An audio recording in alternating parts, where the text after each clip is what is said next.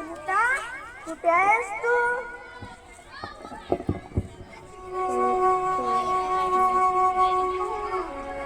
हे बघ, आपल्या छकुलीच्या लग्नाची सोय झाली बघ. या वर्षी ना आपण आपल्या छकुलीचं लग्न लावून देऊ. आता तिला तिच्या सासरी पाठवू. किती लवकर मोठी झाली ना ग ती. एवढीशी होती, बाबा बाबा म्हणून आपल्या मागे पुढे फिरायची. आपल्याकडे पैसे नाही पाहून सुट्टीच्या दिवसात आपल्यासोबत कापूस वेचायला आली होती. आणि त्या पैशाने तिने पुस्तक व वह्या घेतल्या. किती समजदार होती ना ग ती. आणि आता पाहता पाहता ती डॉक्टरच्या शिक्षणासाठी बाहेर गावी गेली. बस, हे शेवटीचे वर्ष झाले की मी माझ्या जबाबदारी पार पाडून टाकतो.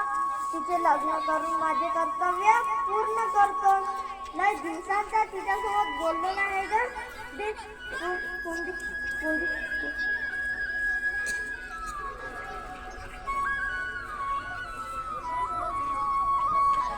छकुले, छकुले, अगं तू थांब. पहिले माझं ऐक. हे बघ, तुझ्या बाबांनी तुझ्या लग्नाची तयारी करायला चालू केली बरं.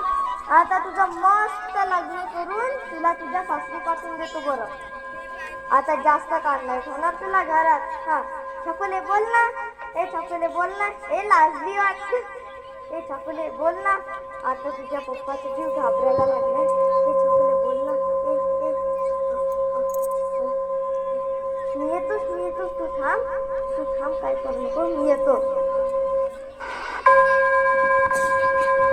छकुले दारुगड. छकुले दारुगड.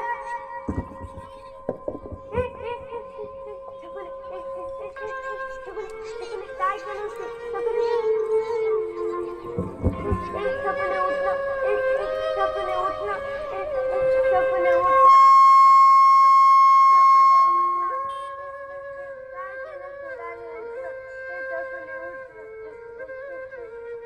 फोन केला तेव्हा म्हणत होती 4 धन होते ते. माझी मुलगी शिकायला गेली होती आणि येताना नळागावाने माझी मुलगी भेटायची होती. माझी मुलगी भेटायची होती. ते नाटक करते. आता उठे. एक दिवशी असं झालं, तिचा फ्रॉक फाटला होता. पप्पा माझा फ्रॉक फाटला. आणि तेव्हा नवीन फ्रॉक घेऊन दिला. तेव्हा कुठे शांत होती ती. आता बिन देतो नवीन ड्रेस घेऊन. छकुले फक्त उठणं. ते तुझ्या आवडीचं गाणं बोल ना. असावा सुंदर छकुलेचा बंगला, सोनेरी छमछमचा कमला. असावा सुंदर छकुलेचा बंगला. छकुले उठणं.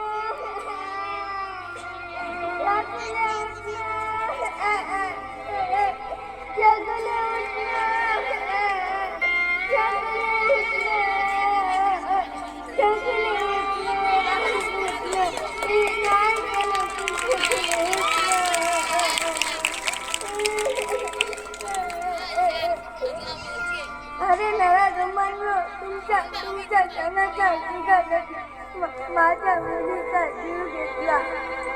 आज गरीबाच्या बळी पडतात. मी एक लाचार बाप. मी काहीच करू शकत नाही. पण जेव्हा तुम्ही बाप व्हाल तेव्हा रक्ताच्या गोळ्यासोबत असं झालं तर तिची काय होत असेल ते एक बाप झाल्यावरच माहीत पडेल. ते एक बाप झाल्यावरच माहीत पडेल.